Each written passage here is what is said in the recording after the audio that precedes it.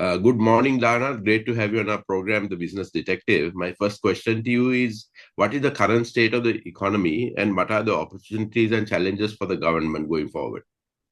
Good morning, Dinesh. Thank you for having me. The current status of the economy is we are not out of the woods. We are still pretty much in a different phase of the crisis, but it is stable as it was comparatively to where we were before in 2022. So exchange rate is stable, inflation is down, the reserves are at a reasonable level. So in that sense, we are stable, but only our stability will remain if we grow the economy. And that's the challenge mainly because to grow the economy, we have to do the structural reforms. That is on everything that we need to do for the structural reforms, which has been long due, starting from changing on the trade on customs ordinance, on providing land rights for people. At the same time, we have to reverse a lot of previous acts that is basically holding us back. So we have to do a lot of structural reforms because the growth that we are looking at is not like a small growth. Like we need to have a transformational growth, and that's the challenge. But the overall good news is we are stable than it was before. But my warning would be the stability will not last longer if we fail to grow the economy, because we are going back to the same cycle in that case. Yeah. On the debt side, any specific comments you like to make?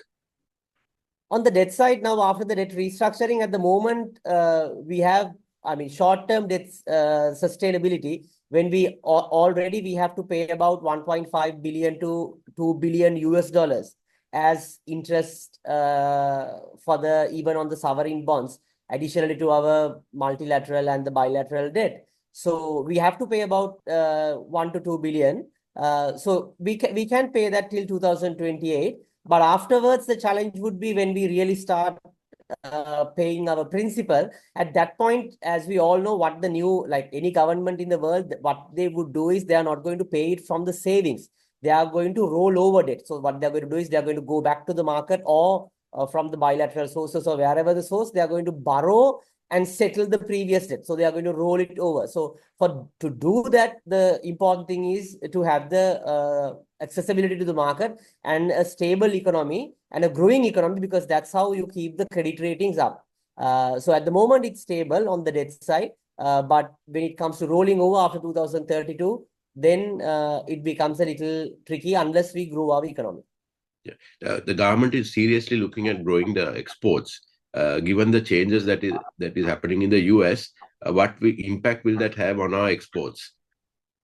This is a very tricky one, Dinesh. As a joke, I say even anyone who is tweeting, don't even tag Donald Trump, because we have to stay under the radar of Donald Trump, because he's basically comparing the trade balance with each country. And we have Sri Lanka has a positive trade balance with US. So that means US has a negative trade balance. So if we going to compare country to country, very likely that he will impose a tariff on us. So then it would extremely badly impact our exports. So it is very challenging. That's the downside with US tariff going up. The real challenge would be then the consumption will go down. Even if they do not impose tariffs on us, when they impose tariffs on China and other countries, if the cost of living goes up, they will cut down the consumption, the US market. So that will have a secondary level impact, in my view, anyway, in our exports. But the advantage could be with those tariff changes, there may be consideration to move the supply chains out from China and that Trump's like red zone. So we have to be prepared, even if we were to attract some of those investments. But this is a quite a challenging one, given the quite fluid geopolitical sensitivities. I think the opportunity lies also with India, because India has a growing, it's growing at an amazing pace.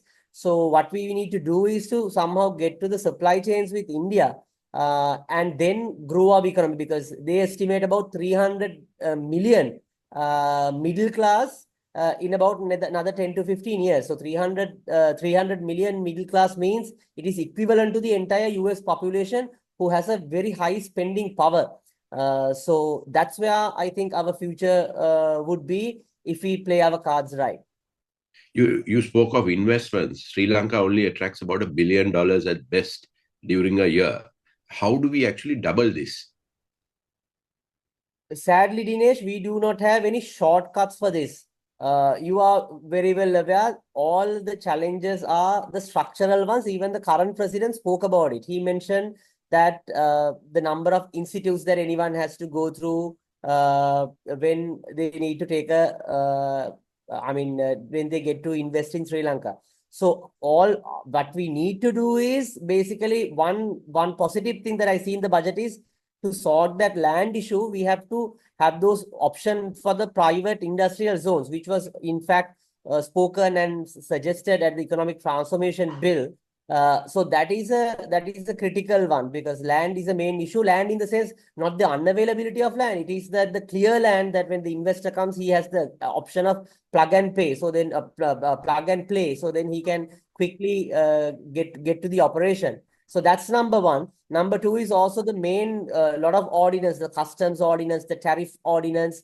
All those policies has to change and make it simple, because anyone who is going to export is going to import. And the other important thing is on the immigration law, because whether we like it or not, we need good people to come and work here. Because if you are looking at an export-driven industry, it is not only the Sri Lankans who are working. Sri Lankans will work, but we have to absorb the new skills, which is not in the country. For instance, if we are going for semiconductor industry or vehicle assembly or anything like that, of course, that talent, that skill is not here in Sri Lanka. So what we need to do is get that know-how. And to get that know-how, we have to allow to an extent for other skilled people who are around the world to come and work here. Starting from the immigration law, all the other main laws which is affecting the investments has to reform. And that's why we are, regardless of every push, regardless of every attempt, that's the reason is your capacity is limited with the structural bottlenecks in the economy, in my humble view. Okay. Now that you spoke of talent, retaining talent has become a critical challenge for both the private sector and the government. What are some of the suggestions that you have to retain some of our existing talent within the country? So one option is most of our talent go overseas for their higher education. So I think we have to bring that high level education institute with foreign university affiliations to Sri Lanka. I think that's out of the question. I know there's a big debate on these universities and all that, but I think it is obvious now that a lot of people are leaving, and even when like the people will leave Sri Lanka, they are happily contesting in New York and London and Stockholm. So why not they contest here? Obviously, they will not compete only in Sri Lankans in New York. So they are contesting with at a global stage. So why not bring them here? And then that's one option. That's option number one. Option number two is, I think we have to have some level of scheme, also providing people the option. If you are getting the government funds to for your education, if you have the option of leaving, but in that sense, you ideally should consider of repaying what the taxpayers has invested. So that way you have incentives and disincentives to stay here, and if you're leaving, you have that option. I'm not saying like you to ban people leaving out of the country and all that, because that is not, but I think people should give a choice. If you have consumed taxpayers' money, you have a choice. Either you pay it back to the taxpayer, or you serve your country and you contribute back and leave. So I think it's all about the incentives and disincentives that we have to create. That's option number one. The option number two is actually to retain the talent, again connected with the same previous argument, that you have to allow the foreigners to come and work here. Because now anyone in the professional career, what they do is they first join as an intern or a junior executive, and they always wanted to explore the world and get as much as skills to them. So that global exposure happens when you work with different types of people on different industries. So we have to attract them here. So then our professionals will have an incentive to stay and do more and more innovations, because now for better talent, for better exposure, they basically look at the other side of the world. So I think those are the two broader reforms that I would recommend. But it's easy to say, Dinesh, but those reforms has to go through in detail. And my suggestion would be the government has to improve the capacity at the same time, because ultimately all this legislature has to be done through the government bureaucrats. So they have to accelerate, and that government capacity is critical if we were considering those hard reforms. I know you all have done a lot of work around public sector reforms. What are some of the immediate reforms that we can drive into the public sector to actually bring down the costs of the public sector? One reform that we suggested, and even during the previous government, which was clearly pronounced as a statement, was on slowly right-sizing our defense expenditure. Because it's a tricky one, we know, but one option is to have them at a reserve cadre. We will have the same defense sector and give them the option of working somewhere else, but they will be called if there's a national security requirement, but they will also pay it like a retainer, which will be lesser than all the, because they have the basic salary and a lot of add-on perks and benefits on top of it. So they will also have a benefit because they will get a retainer, and I'm sure these are all able-bodied, very strong people in the labor force, which are basically not having the option of contributing back to the active labor force. So that's option number one. Option number two is, even we were considering that that even some of the government institutes that you merge wherever which is necessary, and even give the option like the government continue to pay with like 2 years, but because then you can cut down their overtime, their other admin, all expenditure, and you provide the option for them to work somewhere else, and you have a slow process of, okay, after 2 years that you cut down again 25%, 50%, likewise. That's the option number two. The option number three is a long shot. That is, the other way is that you keep it as it is and you increase the labor force. So then you bring down the labor force participation of the government as a percentage of the total labor force. So for that, we have to increase our labor force, mainly through getting more women into the labor force. And then you bring the government sector as a whole, you shrink it compared to the entire labor force. But I think there are critical skills that also the government might have to consider recruiting, for an example, on our healthcare, education, and improving the capacity, the English language. Those things has to move forward. But I think, as we all know, the challenge has been the government sector. It's a very tail-heavy, bottom-heavy structure. So a lot of people who deserve a better pay are at the top level who doesn't get a better pay, and those who also the bottom layer also doesn't get a better pay. So as a result, they become gatekeepers for getting a lot of things done. And as a result, the corruption and the bribery index, I mean, we are not performing well because people have to pay to get the right thing done rather than they're not paying for getting the wrong thing done, because there are so many people in the system. They're basically mainly working as a bottleneck or a gatekeeper for most of the instances.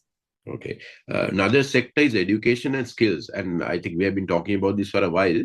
How do you refresh that sector? One option is, again, one of the successful models that we have with, let's say, the German training school.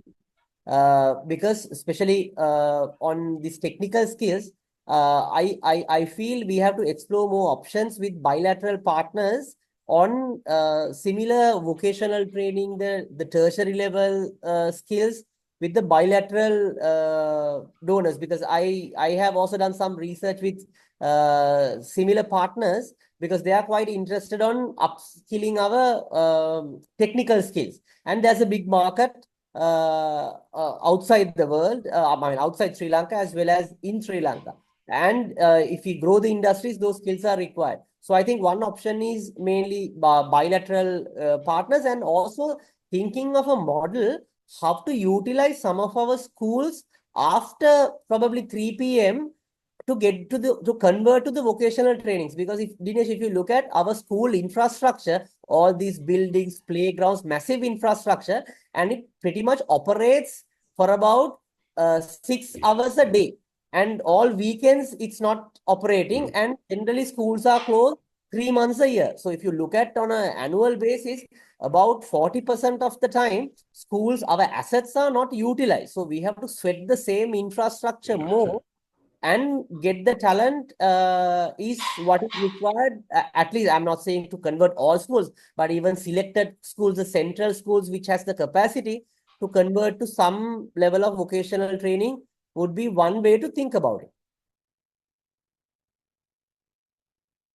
My final question to you is, what do you think Sri Lanka will look like by 2030? If we move in the same pace, Dinesh, we will be the same in 2030 because we have done some numbers and it's not a complicated number.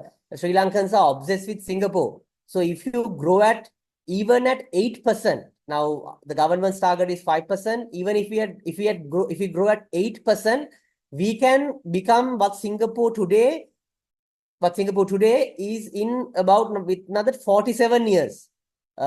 So if we that's at 8% growth. So 2030, I'm still optimistic if we at least get the if we in the next 5 years, if we get the infrastructure right for growth. I mean the growth infrastructure. Infrastructure doesn't mean that the airports and ports and all that is required. It's part of the broad infrastructure. But if we get it right, I'm hopeful not maybe in 2030, but probably in 2035, 40, we will be at a reasonable rate. But the other side is if we fail to do that, we will probably be back at 2022 because then we have to go through another cycle of debt restructuring and another challenging period. So we really do not have a lot of choices. Either we become really better or either we become really bad is my view. So 2030, I am still optimistic if we get the reforms done collectively. I think the Sri Lankans deserve a better future, and I'm hopeful that we will be able to do it. Another quick question from you before I close this. On the revenue side, now they're talking about vehicle imports and all that. Do you think we'll be able to meet those revenue targets this year? Personal opinion, it seems very difficult only to cover it only through the vehicle imports because at that very high tariff level, not many people will import vehicles in my view.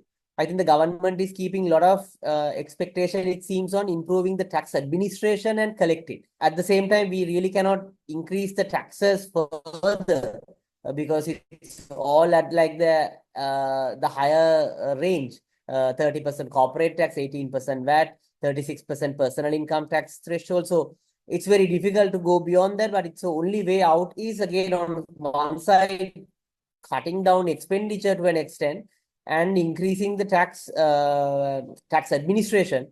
But we have to wait and see whether the government is going to bring any other new taxes in the middle of the fiscal year or whether they are going to change or. Thank you. Thank you, Dhananath. It was great talking to you. Thank you, Dinesh. Thank you very much for having me.